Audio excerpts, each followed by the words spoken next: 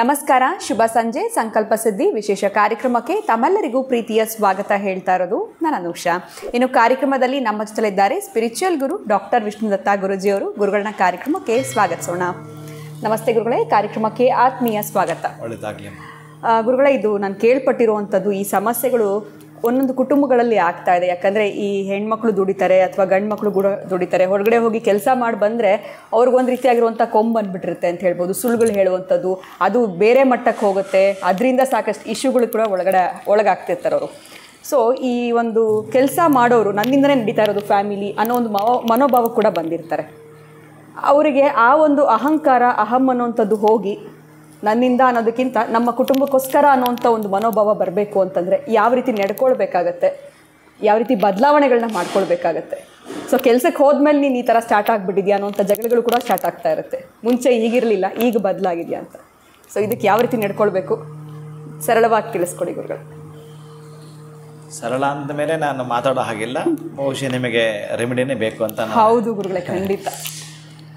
ಪ್ರೀತಿಯ ಬಂಧುಗಳೇ, ಒಟ್ಟಾರೆಯಾಗಿ ಇದೆಲ್ಲದರಲ್ಲೂ ಇನ್ನು ನಾನು ಏನೇ ಮಾತಾಡಿದ್ರು ಇವ್ರು ಹಾಗೆ ಮಾಡ್ತಾರೆ, ಅವ್ರು ಹೀಗೆ ಮಾಡ್ತಾರೆ, ಅದಕ್ಕೆ ಸುಳ್ಳು ಹೇಳದ ಮತ್ತು ಮನೇಲಿ ಹೀಗೆ, ಇದರೆಲ್ಲವನ್ನು ಕೂಡ ಪಕ್ಕಕ್ಕಿಟ್ಟು ನೇರವಾಗಿ ರೆಮಿಡಿಗೆ ಬರೋದಾದರೆ, ಯಾರು ಅದನ್ನು ಹೇಳ್ತಾ ಇದ್ದಾರೋ, ಅರೆ ನಮ್ಮ ಮನೇಲಿ ಈಗ ನಿಭಾಯಿಸಬೇಕಾಗಿತ್ತು, ಹೀಗಿರಬೇಕಾಗಿತ್ತು, ದುಡಿಯೋ ಅಂಥ ಮನುಷ್ಯ ಯಾಕೋ ಹೀಗೆಲ್ಲ ಮಾಡ್ತಿದ್ದಾನೆ, ದುಡಿತೀನಿ ಅಂತಕ್ಕ ಒಂದು ಅಹಮ್ಮಿಂದಲೋ ಅಥವಾ ಏನೋ ಬಹಳ ಸುಳ್ಳು ಹೇಳ್ತಾರೆ, ಮನೆಯಲ್ಲಿ ಬೇರೆ ಸರಿಯಾಗಿ ಗಮನಿಸಲ್ಲ, ಈ ಥರದಿತ್ತು ಅಂತಂದರೆ ಅವರ ಪರವಾಗಿ ನೀವು ಮಾಡತಕ್ಕಂಥದ್ದು ಏನಂತಂದರೆ, ಬಿಲ್ವ ವೃಕ್ಷದ ಕೆಳಗಡೆ ಯಾವತ್ತಾದರೂ ಸರಿಯೇ, ಬಿಲ್ವ ವೃಕ್ಷದ ಮರದ ಕೆಳಗಡೆ ಸಾಧ್ಯ ಆದರೆ ಗೋಧುಳಿ ಲಗ್ನ, ಇದು ಬಹಳ ಇನ್ನು ಸ್ವಲ್ಪ ನಿಮಗೆ ಮಾರ್ಕ್ಸ್ ಜಾಸ್ತಿ ಕೊಡ್ತಕ್ಕದಾದ್ದರಿಂದ ಮಹಾಲಕ್ಷ್ಮಿ ಮನೆಗೆ ಬರೋಂಥ ಸಂದರ್ಭ ಅಂತ 5:30ಯಿಂದ 6 ಗಂಟೆ ಆ ಅರ್ಧ ತಾಸು ಒಳಗಡೆ ನೀವು ಬಿಲ್ವ ಮರದ ಕೆಳಗಡೆ 4 ವೀಳ್ಯದೆಲೆ,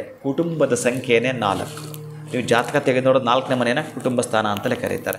4 ವೀಳ್ಯದೆಲೆಯನ್ನು ಮಾಡ್ತಕ್ಕಂಥದ್ದು. ಆ ಕರೆಕ್ಟಾಗಿ ಅದರ ಕೆಳಗಡೆ ಮಣ್ಣ ಮೇಲೆ ನೀವು ಸ್ಟಾರ್ ಬರೀಬೇಕು. ಸ್ಟಾರ್ ಒಂದು ಸ್ಟಿಕ್ ತಗೊಂಡು ಸ್ಟಾರ್ ಆಕೃತಿಯನ್ನು ಬರೆದು ಬಿಟ್ಟು ಅಲ್ಲಿ ವೀಳ್ಯದೆಲೆ ಹಾಕ್ತಕ್ಕಂತಹದ್ದು. 4 ವೀಳ್ಯದೆಲೆ ಹಾಕಿ ಆದಮೇಲೆ 4 ಕರ್ಪೂರದ ಬಿಲ್ಲೆಗಳನ್ನು ಅದ ಮೇಲೆ ಇಡ್ತಕ್ಕಂತಹದ್ದು, 4 ಲವಂಗ ಅದರ ಮೇಲೆ ಇಡುವಂಥದ್ದು, 4 ಏಲಕ್ಕಿನ ಅದ ಮೇಲೆ ಇಡ್ತಕ್ಕಂತಹದ್ದು. ಆದರೆ ಇಲ್ಲೊಂದು ನೀವು ಬೆಂಕಿ ಕಡ್ಡಿಯಿಂದ ಗೀಚಿ ಅಲ್ಲಿ ಇಡೋ ಹಾಗಿಲ್ಲ, ಇದೊಂದು ಮಾತ್ರ ನೀವು ತಿಳ್ಕೊಬೇಕಾಗತ್ತೆ. ಮತ್ತು ಇನ್ನೇಗೆ ಮಾಡಬೇಕು ಅಂತಂದರೆ, ಈ ಹೂಬತ್ತಿ ಅಂತ ಬರುತ್ತೆ, ಆ ಹೂಬತ್ತಿಯಿಂದ ಸಂಪೂರ್ಣ ತುಪ್ಪವಾಗಿ ಮಾಡಿಕೊಳ್ತಾ ತುಪ್ಪದಿಂದ ನೆನೆಸಿ ಅದರಿಂದ ನೀವೇನಾದರೂ ಕೂಡ ಹಚ್ಚುತ್ತೀನಿ ಅಂತಂದರೆ ಬರೆದಿಟ್ಕೊಳ್ಳಿ. ಬಹುಶಃ ಆ ಭಸ್ಮ ಎಲ್ಲ ಪೂರ್ತಿ ಸುಡಬೇಕು, ನೀವು ಅಲ್ಲಿ ಇರಬೇಕು. ಸುಟ್ಟು ಆದಮೇಲೆ ನಿಮ್ಗೆ ಎಷ್ಟು ಸಿಗುತ್ತೋ ಅಷ್ಟು ಆ ರಕ್ಷೆ ಮತ್ತು ಈ ಏನಿದೆಯೋ ಬತ್ತಿ ಅದಕ್ಕೆ ಹಾಕಬೋದು. ಎಲ್ಲ ಹುರಿದು ಆದಮೇಲೆ ನೀವು ಎದ್ದು ನಿಂತುಕೊಂಡು ಪ್ರದಕ್ಷಿಣೆಯನ್ನು ಮಾಡಬೇಕು. ಎಷ್ಟು ಪ್ರದಕ್ಷಿಣೆ ಮಾಡಬೇಕು, ನೀವು ಹೇಗೆ ಲೆಕ್ಕ ಮಾಡಿದ್ರು ಕೂಡ ಈ ಕುಟುಂಬವನ್ನು ಪೋಷಣೆ ಮಾಡ್ತಕ್ಕಂತಹದ್ದು.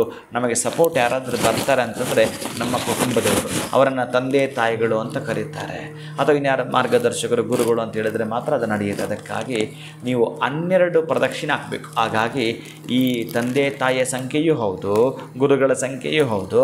ಹಾಗಾಗಿ 12 ಪ್ರದಕ್ಷಿಣೆ ಹಾಕಿ ಆ ಒಂದು ಮರಕ್ಕೆ ಆ ವಿತ್ತ ದೀಪವು ಸೇರಿಸಿ ನೀವು ಅದಕ್ಕೆ 12 ಪ್ರದಕ್ಷಿಣೆ ಹಾಕಿದ್ದಾದ ಮೇಲೆ ನಂತರ ಆ ಭಸ್ಮವನ್ನು ತೆಗೆದುಕೊಂಡು ಮನೆಗೆ ಬರುತ್ತಾ ಅದಕ್ಕೆ ಸ್ವಲ್ಪ ಬೆಲ್ಲದ ನೀರನ್ನು ಬೆರೆಸಿಬಿಟ್ಟು, ಬೆಲ್ಲದ ನೀರನ್ನು ಬೆರೆಸಿ ನಿಮ್ಮ ಮನೇಲಿರ್ತಕ್ಕಂಥ ಯಾವುದಾದ್ರು ವಿಗ್ರಹ ಆಗಿರ್ಬೋದು, ಫೋಟೋ ಆಗಿರ್ಬೋದು, ಅದಕ್ಕೆಲ್ಲ ಇಡ್ತೀರಿ.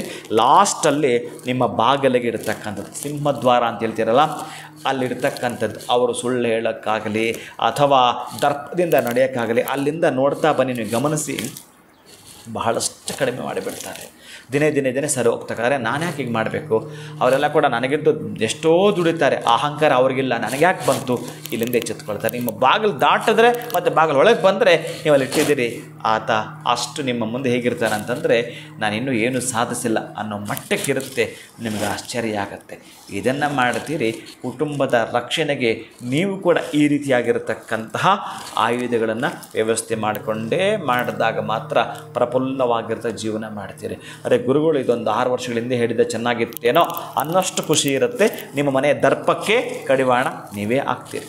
ಖಂಡಿತ ಗುರುಗಳೇ, ಮುಂಚೆ ಹೇಳಿದ್ರೆ ಚೆನ್ನಾಗಿರ್ತಿತ್ತು ಅಂತ ಅನ್ಕೊಳ್ತಾರೆ. ಬಿಕಾಸ್ ಎಷ್ಟೊಂದು ಫ್ಯಾಮಿಲೀಸ್ ಇದರಿಂದನೇ ಜಗಳಗಳಾಗ್ಬಿಟ್ಟಿರುತ್ತೆ ಅಂತ ಕೇಳಿಲ್ವಲ್ಲ. ಆದರೂ ಕೂಡ ಅಚ್ಚುಕಟ್ಟಾಗಿ ತಿಳಿಸ್ಕೊಟ್ರಿ ಈ ರೆಮಿಡಿನ ಗುರುಗಳೇ. ಇನ್ನು ಮುಂದೆ ಆದ್ರೂ ಅವರ ಒಂದು ಅಹಂಕಾರಗಳ ಆಚೆ ಹೋಗಿ ನಾರ್ಮಲ್ ಆಗಿ ಲೈಫ್ನ ಲೀಡ್ ಮಾಡ್ಬೋದು ಅವರ ಒಂದು ಕುಟುಂಬಕ್ಕೋಸ್ಕರ. ಬಹಳ ಧನ್ಯವಾದಗಳು, ನಮಸ್ಕಾರ. ಹರೇ ಶ್ರೀನಿವಾಸ. ಸೊ ನಿಮ್ಮ ಕುಟುಂಬದಲ್ಲಿ ಕೂಡ ಇದೇ ರೀತಿಯಾಗಿರುವಂತಹ ಸಮಸ್ಯೆ ಆಗ್ತಾ ಇದೆ ಅಂತಂದರೆ ಗುರುಗಳು ನೇರವಾಗಿ ನಿಮ್ಮ ರೆಮಿಡಿಯನ್ನು ತಿಳಿಸ್ಕೊಟ್ಟಿದ್ದಾರೆ. ನೀವು ಕೂಡ ಈ ರೆಮಿಡಿಯನ್ನು ಮಾಡ್ಕೊಳ್ಳಿ ಅಂತ ಹೇಳ್ತಾ ವಿಡಿಯೋನ ಮುಗಿಸುವಂತಹ ಸಮಯ ಆಗಿದೆ. ನಮಸ್ಕಾರ.